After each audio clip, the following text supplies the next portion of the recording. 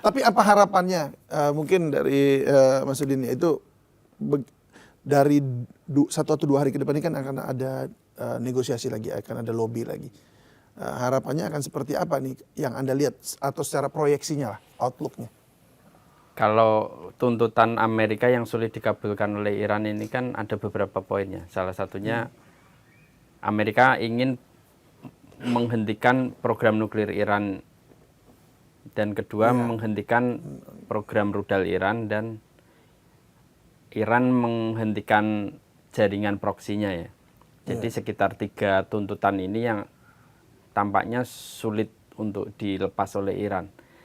Yang terbaru ini kan Amerika menuntut penghentian pengayaan uranium Iran itu selama 20 tahun terus. Tetapi Iran itu hanya mau menawarkan menghentikan pengayaan uranium itu selama 5 tahun. Artinya dalam beberapa hari ke depan ini negosiasinya memang akan alot. Dan tuntutan Iran ini kan sebenarnya ada sekitar 10 poin ya. Salah satunya seluruh pangkalan Amerika Serikat di Timur Tengah itu ditarik. Jadi semua pasukan ditarik. Itu kan tidak mungkin dilakukan oleh Amerika. Terus ya sanksi-sanksi Amerika itu harus dicabut, atau keringanan sanksi yang selama ini dialami Iran ini harus dicabut. Itu juga sulit diterima oleh Amerika.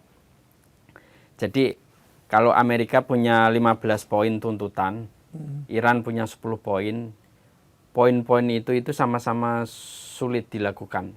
Artinya sama-sama garis merah. Ini akan sulit ketemu ini ya. Garis merah 2 negara yang sulit ketemu. Karena misalnya satu poin saja, Amerika ingin program nuklir Iran itu berhenti total, atau penghentian pengayaan uranium 20 tahun.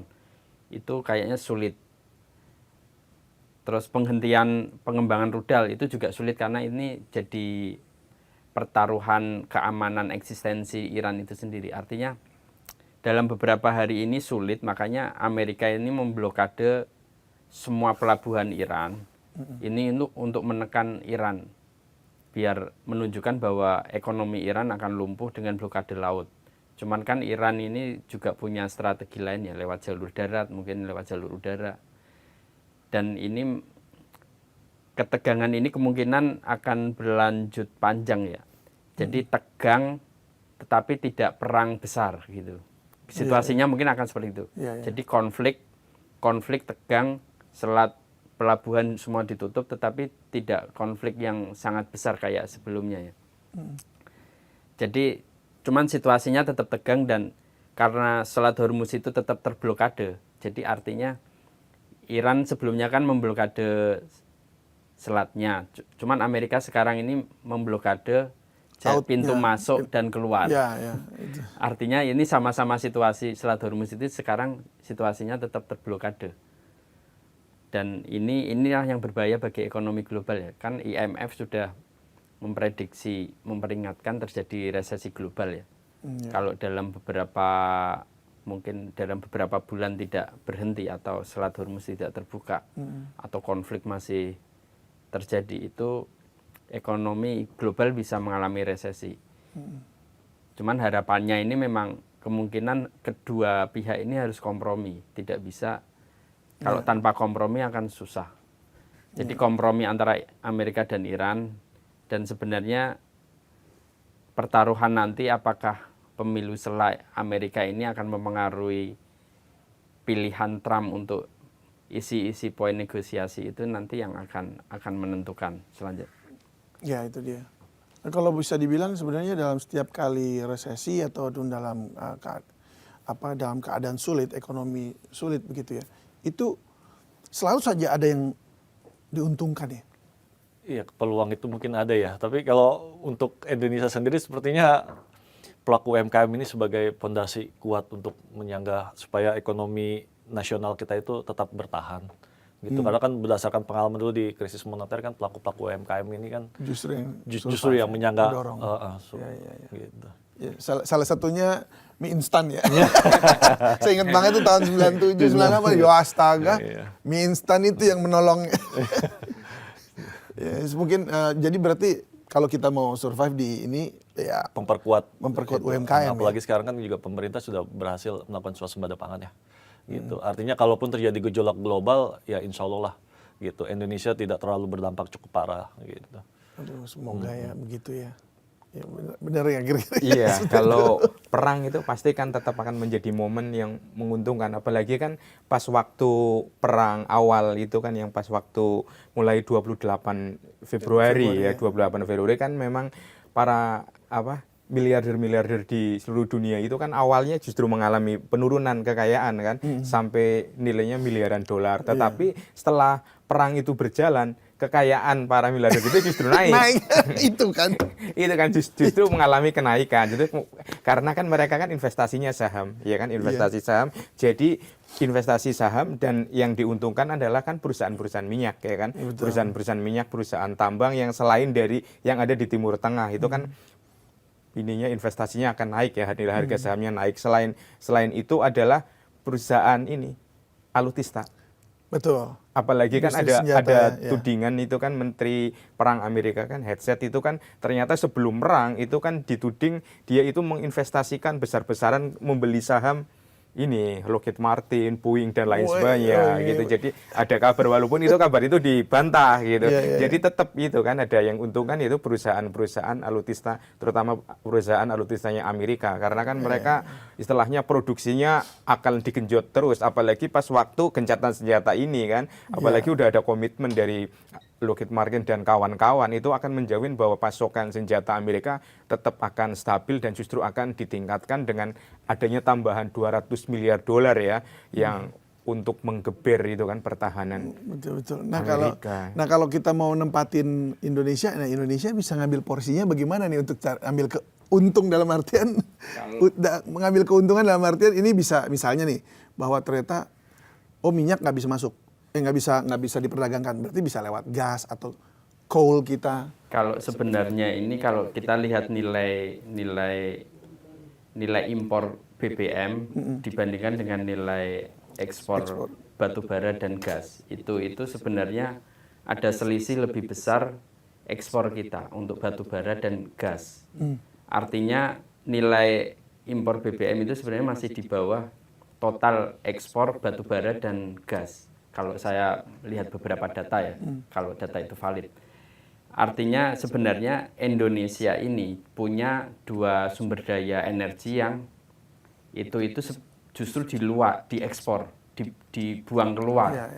Dalam situasi darurat, batu bara dan gas itu seharusnya di-keep ya, dijaga di dalam negeri. Batu bara bisa untuk PLTU, pembangkit listrik tenaga uap. Gas itu juga bisa untuk energi listrik.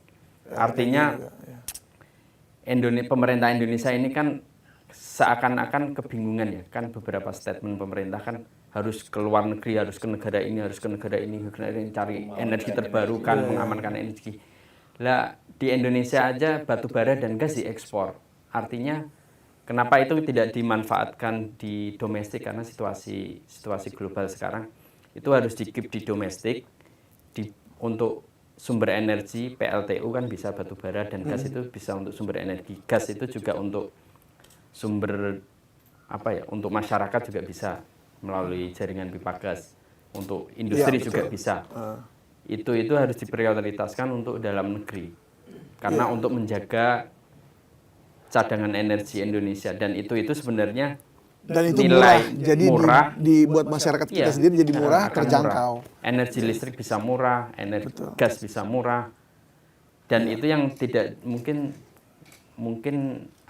lepas dari pengamatan banyak pihak ya, dari data-data ekspor batu bara dan gas dan data impor BBM sebenarnya itu lebih rendah daripada ekspor energi kita.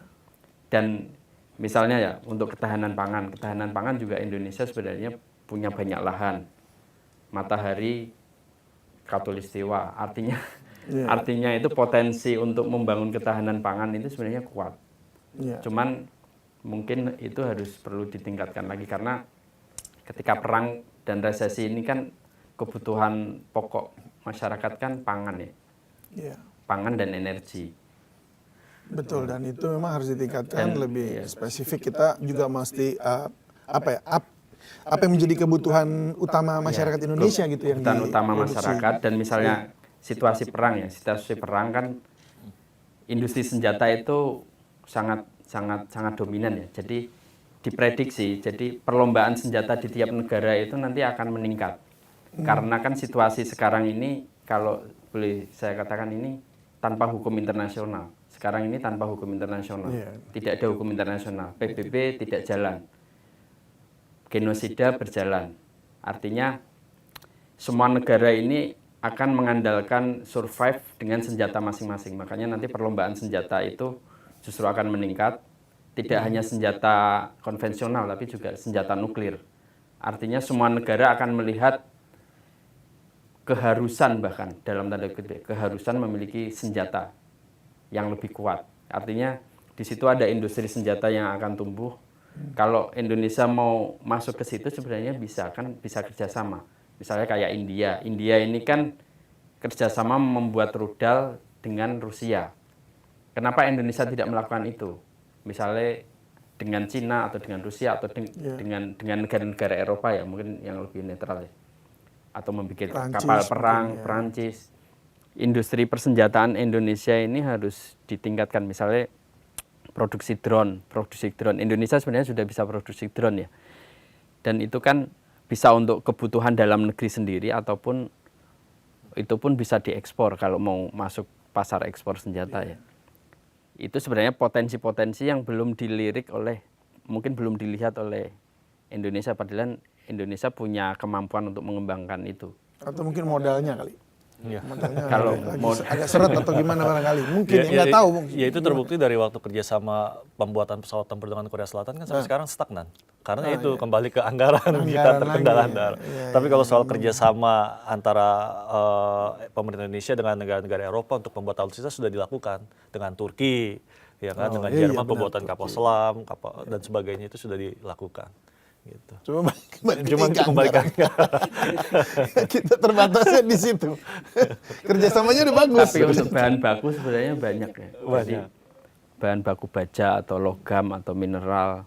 Indonesia ini kan nikel, persenjataan canggih kan mungkin mineral langka. Indonesia sebenarnya punya banyak mineral langka, cuman mungkin belum ditemukan atau teknologi untuk mendeteksinya belum ketemu, tapi diprediksi ini banyak mineral langka di Indonesia ini sebenarnya banyak.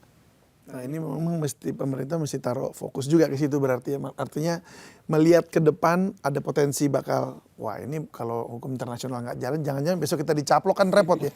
Jadi kita harus mempersiapkan diri juga selain memberi makan. Ya itu kan ada istilah civis pacem para belum kan. Kalau kita mau berdamai harus siap berperang gitu. Itu dia, itu yang Pak Prabowo dulu pernah bawa. Saya kutip gitu. Ya, kutip.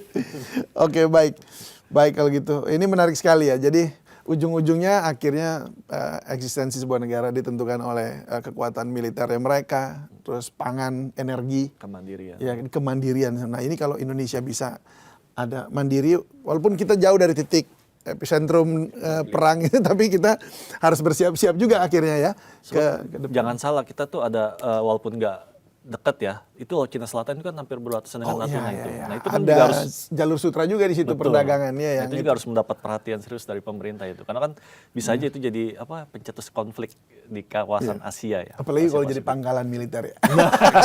Itu dia. Kan ada wacana. Aduh.